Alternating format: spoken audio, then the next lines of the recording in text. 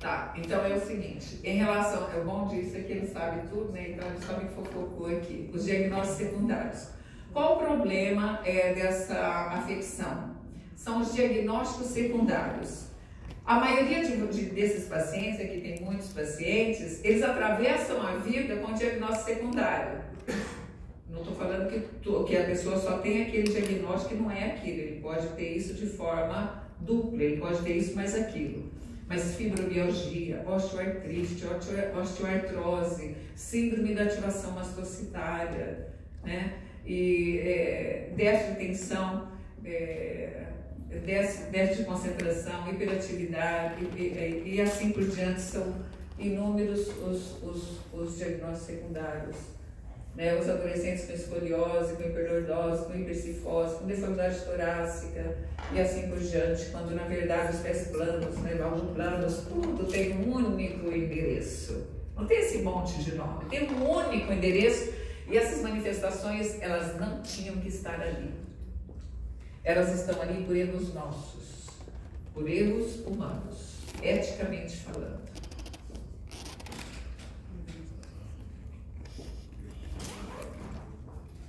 Em relação à mecânica corporal, o grande problema dessa doença é que quem tem a hipermobilidade, a frouxidão articular, essa característica tão importante, ela tem os tecidos menos robustos.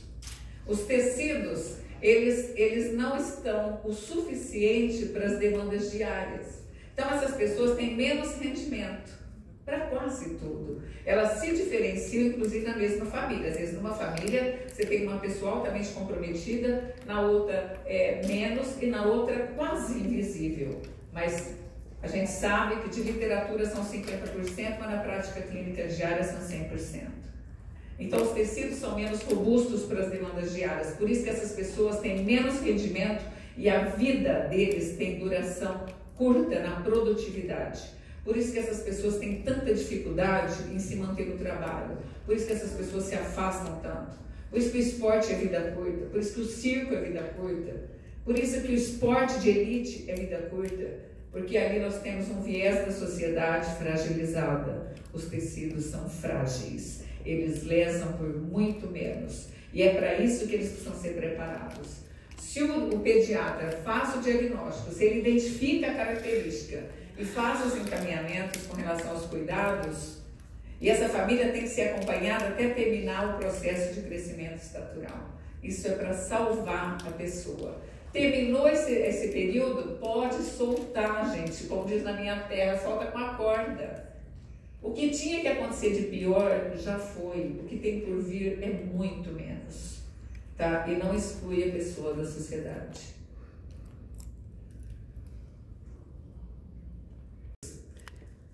Essas crianças, elas podem não engatinhar, ou engatinhar diferente, ou andar de repente. Ah, andou com 9 meses. Ah, então não é a hipermobilidade, lógico que é. É o instinto da mecânica corporal. Olha que coisa linda, não tem braço para engatinhar, mas tem perna para subir. Instintivamente, ele sobe e ele anda precocemente. E se ele tenta engatinhar com o braço forte, ele vai engatinhar de forma típica ou pula engatinhar. E eles começam depois a ter em torno de 4, 5, 6 anos de idade a dor nas pernas, a maldita dor nas pernas, conhecida como dor do crescimento, que é a dor da hipermobilidade. Nós temos estudos populacionais sobre isso. Nós fizemos um estudo no Brasil em 21 estados e Distrito Federal, mostrando a prevalência que é em torno de 36% das pessoas com hipermobilidade, das crianças, né, tem a dor do crescimento, que depois recebe vários outros nomes ao longo dos ciclos da vida. Pode passar. Não, passa.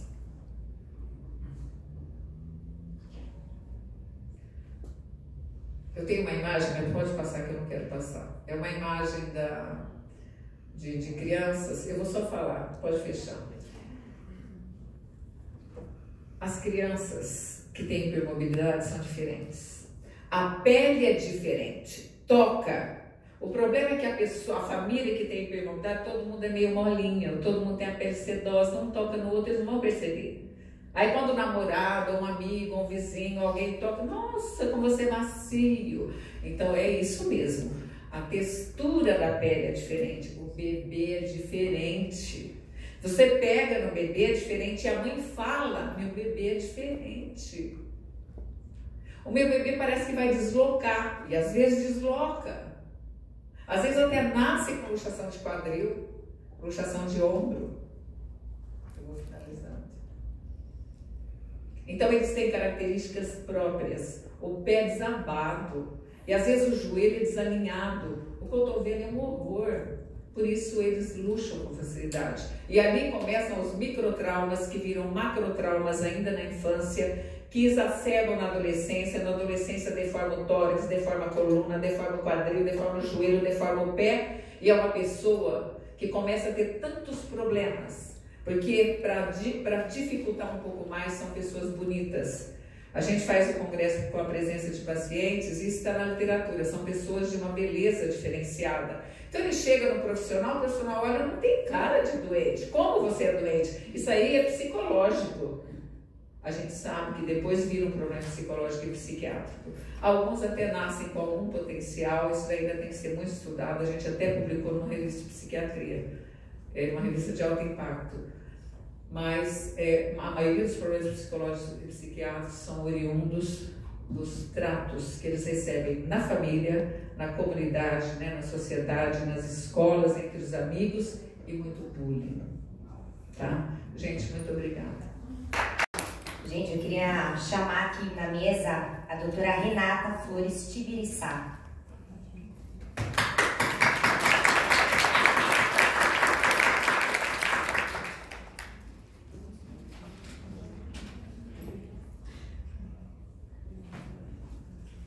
Seja muito bem-vinda.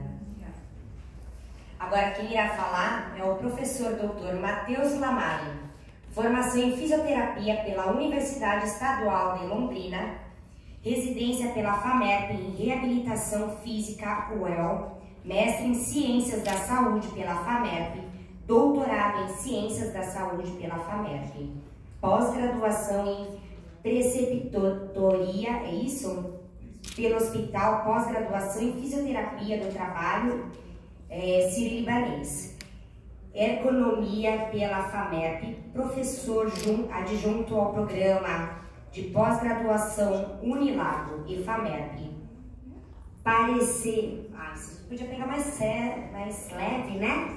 Da revista, preceptor do programa de residência multiprofissional em reabilitação física, FAMERP-MEC, membro e responsável técnico há 10 anos pela Clínica Lamari, que é referência brasileira em hipermobilidade e síndromes de Ehlers-Danlos, organizador dos congressos internacionais de HA e SEDES em 2013, 2015, 2017 e 2022 e previsto em 2024 no Brasil.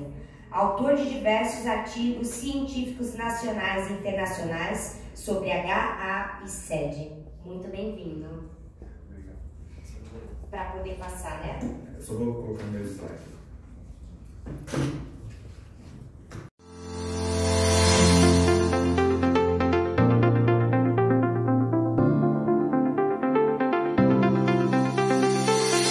Localizada em Jundiaí e realizando as melhores festas desde 2007, a Montarte Formaturas e Eventos é uma empresa familiar formada por uma equipe gestora de sucesso que busca sempre a perfeição em seus eventos com profissionalismo, dedicação, criatividade e muita paixão.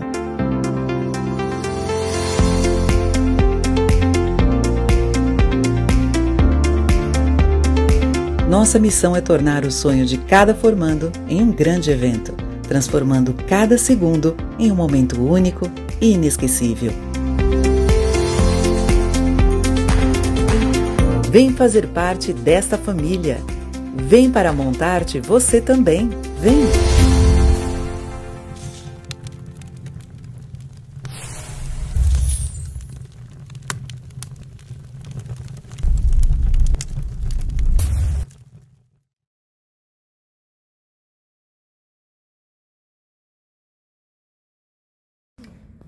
A projeção. Excelente. Já estão vendo. Bom, pessoal, primeiramente, boa tarde a todos. Como a Ellen já disse, meu nome é Matheus. Eu queria Em primeiro lugar, agradecer a presença de todos vocês que estão aqui, parabenizar a organização da Kelly e da Ellen, excelentes, e também agradecer a Assembleia Legislativa do Estado de São Paulo de ter aberto as portas aqui para a gente falar de um assunto tão importante, que vem crescendo tanto, mas que ainda precisa de um pouquinho mais de divulgação, e por isso que esses seminários são tão importantes. Tá? Bom, hoje eu vou falar de hipermobilidade articular, transtornos do espectro de hipermobilidade e síndrome de Ehlers-Danlos, focando sempre nessa parte da hipermobilidade. Eu vou falar de uma parte assim, mais científica, vou falar um pouco de dados. É uma parte assim, importantíssima para mensurar, né? Às vezes assim, para a gente conseguir alguma coisa ou outra, os números chamam muita atenção. Claro que os depoimentos também são impactantes, a gente vai ver as próximas palestras principalmente, e se somarem assim, esses termos vão fortalecer nossa luta. Tá? Então, basicamente eu vou explicar para... Sempre tem gente nova, né? Então, o que é hipermobilidade articular? Hiper vem de muito, né? Então, muita mobilidade. São pessoas que têm uma flexibilidade além do normal. Então, foge daquelas angulações de normalidade da população em geral. E as articulações movimentam muito além desse dito normal. Tá? Isso acontece por uma deficiência, uma má formação no colágeno, tá? Que é uma proteína que ela é importante para dar estruturação e fixação para os nossos tecidos. Então, isso é importante. Então, fáscias, músculos, ligamentos, tendões, órgãos, vasos, né, artérias, veias, no coração, na pele, nos olhos, no cabelo, nos dentes. Então, o colágeno tem praticamente tudo. Tá? Então, é importante. Pensa que a fábrica de colágeno dessas pessoas, ela forma um colágeno assim irregular ou ineficiente. Então, dá uma estrutura, uma fixação incorreta e inapropriada para esses tecidos. Ah, mas acontece em tudo? Não, depende. Depende da penetrância e da expressão do gene de cada um. É uma doença, né, de origem autossômica dominante. Então, o quanto que o DNA foi afetado. Podem existir, por exemplo, 2 irmãos gêmeos, criados da mesma maneira. Um tem muita hipermobilidade em todos esses tecidos e estruturas que a gente falou, e o outro não tem basicamente nada. Então, depende da penetrância e da expressão do gene, por isso é chamada de doença genética. Então, essa biomecânica dos tecidos fica alterada. Então, assim, se for nos vasos, os vasos têm mais facilidade de formação de aneurisma, rupturas, AVC, né, acidente vascular cerebral, encefálico. Se for na pele, lesões de pele, pode dar hematomas na pele. Se for nos músculos, pode dar ruptura dos músculos. Nos ligamentos, pode dar ruptura dos ligamentos. E assim sucessivamente, muitas pessoas acometem a parte gastrointestinal, tem muitos problemas na parte gastrointestinal, então vai depender da seletividade da expressão do gene.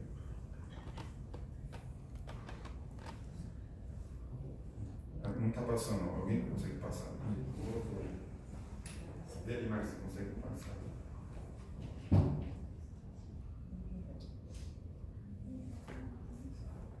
Não tem problema também.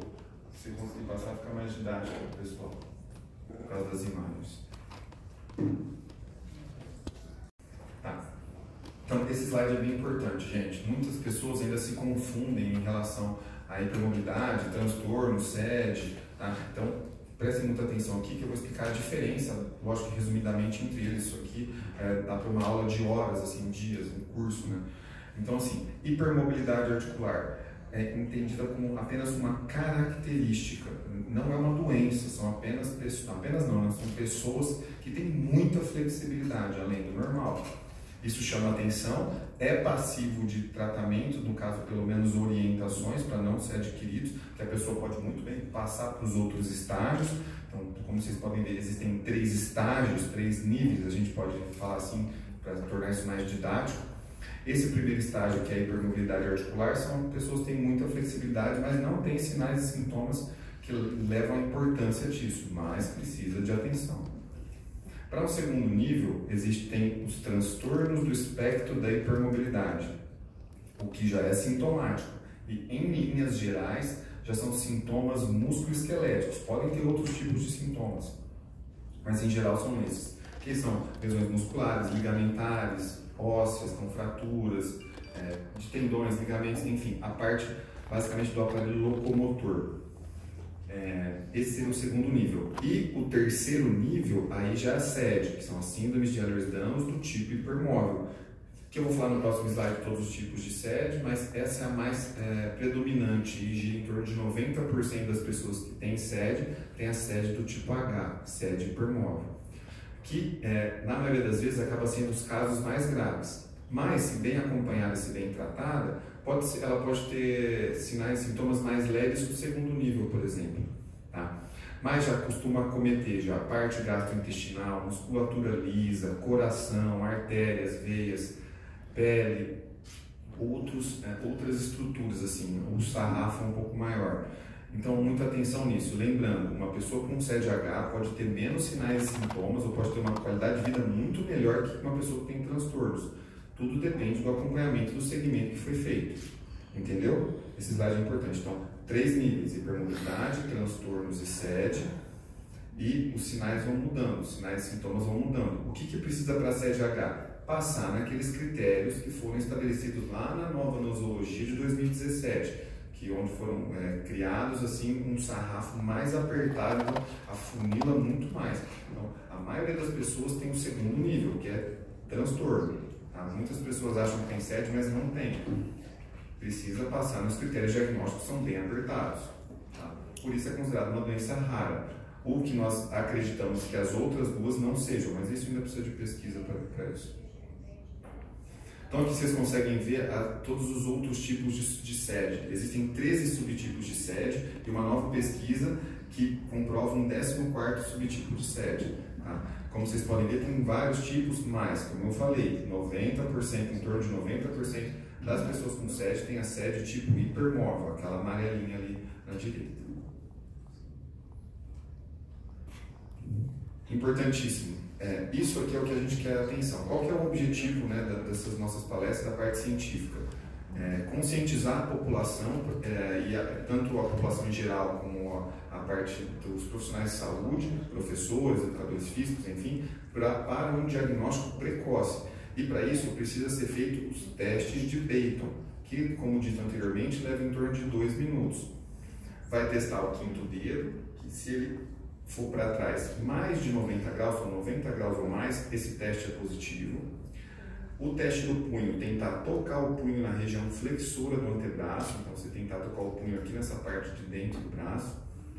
A hiperextensão, então assim, quando enverga assim para trás mesmo, tanto o cotovelo quanto o joelho. Então o joelho e o cotovelo vão para trás mesmo. Tá? Testa-se isso nos 2 cotovelos e nos 2 joelhos, aquele joelho recurvatum, assim a gente diz. Tá? E o último teste, para testar coluna e quadril, a pessoa com as pernas retinhas, tentar tocar as mãos espalmadas, então tocar toda a mão no chão.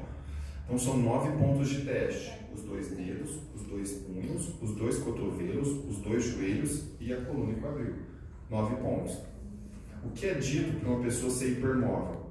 Tá? Crianças têm que ter pelo menos 6 desses pontos positivos para falar que ela tem hipermobilidade articular generalizada. Se for um adulto, 5 pontos bastam. Se for um adulto, né, adolescente assim, até 50 anos, 5 pontos bastam. Mais de 50 anos, apenas 4 pontos bastam. Lógico que tem pessoas de 60, 70 anos que fazem todos os 9 pontos, quer dizer que tem muita mobilidade mesmo. Mas para o diagnóstico de hipermobilidade, esses scores já são falados como hipermobilidade generalizada. É claro que a pessoa pode ter hipermobilidade em uma articulação e ela pode ter sérios problemas em relação a isso. Por exemplo, a pessoa tem, os pacientes vêm e falam, eu tenho hipermobilidade só na coluna. Isso é importante porque as repercussões na coluna são passíveis de muitos problemas. Pode dar mais hernia de disco, pode dar muita espondilolistese, aquele escorregamento de vértebra, pode dar mais fraturas de vértebras, enfim. Uma longa lista de lesões importantes que vão trazer muitos problemas aí futuramente. E a gente chama atenção para a parte do estirão do crescimento, que é um momento da vida assim, do ser humano que muitas coisas vão se tornar transitórias para permanentes. Então essa é uma fase importante, por isso que a gente atenta tanto ao diagnóstico precoce, Porque depois do estirão do crescimento, claro que a pessoa chega lá, ela consegue ter melhora? Sim, mas se fosse antes, seria muito mais. E ela não ia adquirir os problemas futuros. Então, atenção ao estirão do crescimento, que nas meninas geralmente começa aos 9 anos, tem um pico aos 11 anos e estabiliza em torno dos 13. No menino começa aos 11, o pico em torno de 13 anos e acaba em torno dos 15 anos. Atenção a essa idade. Então, se você tiver um olhar clínico para aquele teste ali atrás e para esses próximos que eu vou mostrar aqui, isso pode ser dado um diagnóstico muito mais precoce e assertivo. Esses testes não estão lá nos testes de Beighton, mas na nossa última pesquisa do ano passado a gente percebeu que eles são assertivos e auxiliam muito nos critérios diagnósticos, como sentar, espacate, sentar em W, como vocês podem ver na imagem, ali acima na imagem 2, ou sentar côncavo, sentar assim relaxado. Então, as crianças têm fadiga, cansaço, não conseguem sustentar a postura e sentam dessa maneira. Colocar o pé na orelha, o pé atrás da cabeça, isso quer dizer que tem muita mobilidade nas articulações de quadril e tronco. O que não tem nos critérios diagnósticos e a gente com as novas pesquisas quer tentar inserir isso. Então, muita atenção nesses e nesses sinais das mãos aqui. Mãos em pássaros voando, eu não consigo fazer, mas vocês vão ver nas próximas palestras, pedir para eu mostrar. Os dedos alongados para cima, assim. O sinal que é o número 3, o sinal do comprimento. Quando você aperta a mão assim com o hipermóvel, a mão parece fraca, assim, frágil, porque não tem força, estrutura e fixação dos tecidos ali. Então parece aquela mão molinha, assim. E o apoio da caneta, como na figura 5. Como eles perdem a força, perdem a resistência, assim, e cansam, a mão tenta pegar a caneta, o lápis, enfim, de maneiras diferentes para tentar suprir essa demanda e conseguir escrever. Mas são crianças que reclamam muito de dor na mão, não conseguem escrever, às vezes tomam bronca do professor por causa disso ainda. E o pé é uma coisa que chama muita atenção. Outras pesquisas já em 2008 já trouxeram e abriram nossos olhos para a questão do pé. No nosso trabalho do ano passado, mais de 50% das crianças, dos indivíduos da pesquisa, que foram mais de 400 pessoas, tinham um pé plano. Então é aquele pé chato, assim, que o pé toca todo o plano, assim. Muita atenção, que é como eu explico para as crianças, se a base do prédio for ruim, tudo que vem dali para cima fica comprometido. Então muita atenção nos pés. Muita gente vem tratando coluna, cervical, dor na TM, mas o problema de base é lá no pé, porque os vetores de força vêm se organizando para tentar suprir esse problema, né, no pé, tanto na anatomia quanto na pisada. Em relação à dor e fadiga, já foi falado um pouco, então nossas pesquisas de 2017 e 2021 já alertaram em relação a isso. Tem pesquisa que mostra que até 80% dos pacientes com hipermobilidade SED têm dor importante, aquela artralgia mesmo, dores articulares, em várias articulações há mais de 3 meses, geralmente costas, ombros, tá? Quadril, essas articulações que sustentam o peso, assim. E pesquisas importantes do ano passado também mostram que os sinais começaram quando criança, que quando reavaliadas aos 20 anos pioraram, que quando reavaliadas aos 40 anos pioraram ainda mais. Então a dor vai piorando, por isso muita atenção, tá? Nesses casos de dor, principalmente essa dor do crescimento, que acaba sendo confundida. Leva lá no profissional de saúde e fala, dor do crescimento. A dor do crescimento, a explicação os tecidos vão se formando, né, às vezes de uma maneira, de um tempo indeterminado assim, e a criança sente um pouco de dor. A dor do crescimento no hipermóvel e no sediano é diferente, tá? Elas são dos microtraumas, porque não tem uma mecânica, um movimento assim tão bom e acaba sobrecarregando essas estruturas, causando lesões. Pequenas lesões, só que o pequeno forma aquela bola de neve, aos pouquinhos vai crescendo e forma uma lesão importante. Mesma coisa a fadiga aí, que em pesquisas podem chegar a mais de 40% das crianças, é um número importantíssimo, então são aquelas crianças que acabam a pilha mesmo, são taxadas aí de preguiçosos, sofrem bullying e tal. Nas nossas pesquisas do ano passado, mais da metade das crianças relataram uma fadiga em excesso, tá? E acabam ocasionando distúrbios do